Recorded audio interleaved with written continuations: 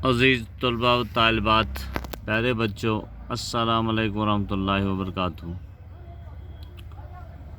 चूँकि आप जानते हैं कि अब हम रिवीजन करने जा रहे हैं हमारे बाहरिस्तान उर्दू की 11वीं किताब, जो सबसे पहला सबक है वो है हातिम की सखावत। प्यारे बच्चों, जैसे कि आप जानते हैं कि हातिम के ज़माने में अरब में जो बादशाह था उसका नाम नौफिल था। हातिम का चर्चा सुनकर, हातिम का नामावरी सुनकर उससे नौफिल बर्दाश्त न कर सके और उसके बाद उन्होंने अपना बहुत सारा लश्कर जमा कर दिया। लश्कर जमा करने के बाद अब वो हातिम के साथ जंग करने की ख्वाहिश रखता था और अब उस पर चढ़ाई करनी थी। तो हातिम को जब ये बात मालूम हुई कि उसके खिलाफ़ अब नौफिल बादशाह जंग छेड़ने वाला है, तो हातिम ने ये सोचा कि न जाने कितने मासूम लोग इस पे मर जाएंगे, खूनरेज़ी होगी। इसलिए हातिम तनी तन्हा अपना सब कुछ माल असबाब छोड़कर जंगल के एक गुफा में छुप बैठा। जब हातिम जंगल में छुपकर बैठ गया तो ये खबर बादशाही नौफिल को पहुंची और नौफिल,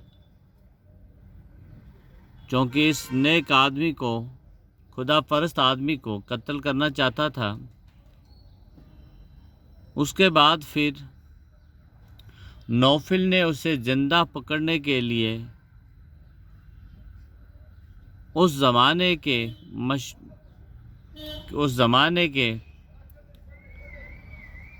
500 रुपये, 500 अशरफियाँ देने का वादा किया था।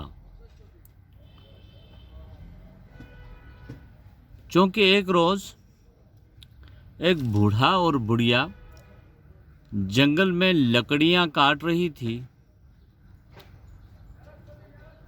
और फिर लकड़ियाँ काटते काटते बुढ़िया उस बूढ़े से कहते हैं कि काश हमें हातिम मिल जाता और फिर हम 500 रुपया, 500 अशरफियाँ हासिल करके बकिया ज़िंदगी जो है वो आराम से हमारी गुज़र जाती।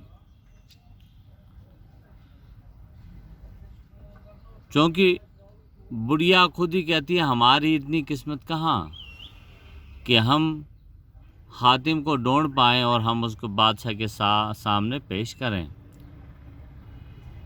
हातिम ने बूढ़े और बुढ़िया की गुफ्तगू जब सुनी तो वो उस खूह से, उस गार से, गुफा से बाहर आए और उन्होंने उस बूढ़ी माँ से कहा कि बूढ़ी अम्मा, मैं ही हातिम हूँ, आप आइए और मुझे लेकर जाइए और अपने 500 रुपये वहाँ पर इनाम के तौर पर जो नौफिल ने रखा है वो आप ले लीजिए।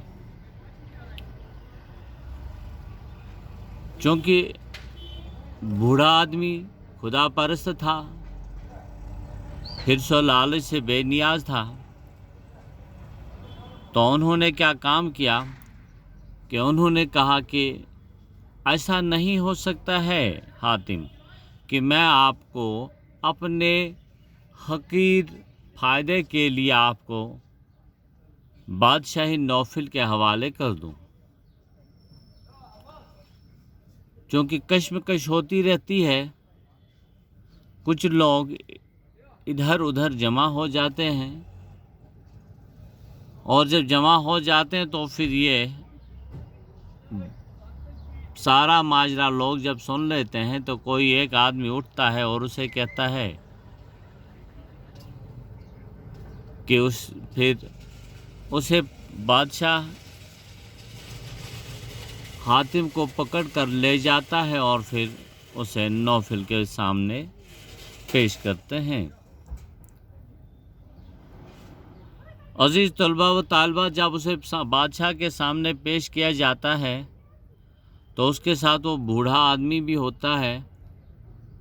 क्योंकि बूढ़ा आदमी खुदा तरस्त था, उसे ये वहम गुमान था कि अगर मैं नौफिल को, इस हातिम को नौफिल बादशाह के सामने अगर मैं उसे पेश करूं, अगर उसे कत्ल कर देगा, अगर बादशाह नौफिल उसे कत्ल कर देगा तो फिर उसका खून उस बूढ़े आदमी के सर आ जाएगा। क्योंकि जब उससे कुछ ओबाश गुंडे बदमाश लोग जब उसे पकड़ कर ले जाते हैं तो बादशाह के पास, अब नौफिल कहते हैं उसे कौन पकड़ कर लाया है इसे? तो एक जवान तंदुरुस्त हट्टा कट्टा बहादुर जैसा आदमी कहते हैं कि हमारे बगैर इतनी किसकी हिम्मत हो सकती है, जहाँ पनाह हम इसे पकड़ कर लाए हैं। उसके बाद एक के बाद दीगरे आते गए जाते हैं, लोग कहते हैं कि हम उसे पकड़ के लाते हैं। और आखिरकार बादशाह हातिम से ही पूछता है कि हातिम, आप बताओ कि आपको कौन पकड़ कर ले आए हैं? तो बादशाह उसे कहते हैं कि वो बूढ़ा आदमी जो दरवाजे पे खड़ा है, असल में यही मुझे पकड़ कर लेके आया है।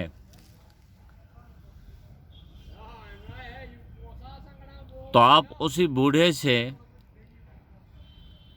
सुने कि कौन मुझे पकड़ कर ले आया है। तो जब बूढ़ा आदमी अपनी दास्तान सुनाता है, उसे कहता है कि हम जंगल में अपनी गुजर बसर करने के लिए लकड़ियां चुन लिया करते थे। इसी असना में उनकी बुढ़िया ने कहा था कि काश अगर हमें नौफल मिल जाता, माफ़ी चाहता हूँ, काश अगर हमें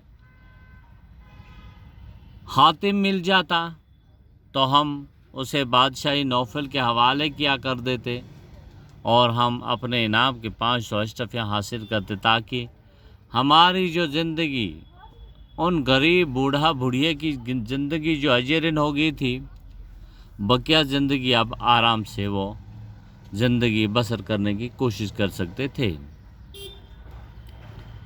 अज़ीज़ तलबा व तालिबात, चूँकि अपलोड का भी मसला होता है, इसलिए कल इसे आगे बढ़ाने के लिए कल हम इसे जारी रखेंगे। तब तक के लिए अल्लाह हाफिज़।